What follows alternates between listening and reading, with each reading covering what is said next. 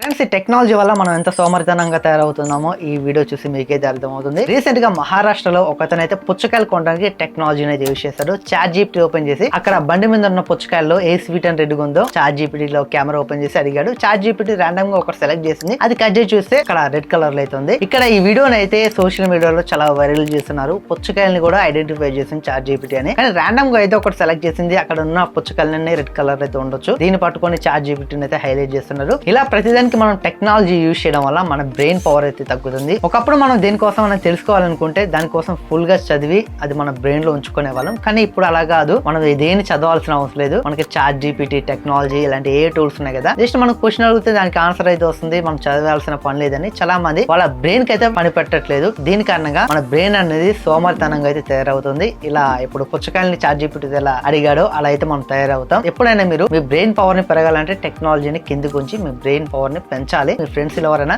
ప్రతి దానికి టెక్నాలజీని యూజ్ చేస్తున్నట్టయితే వాళ్ళకి వీడియో షేర్ చేయండి. టెక్నాలజీ అనేది మన బ్రెయిన్ పవర్ ని తగ్గించడానికి మెయిన్ రీజన్.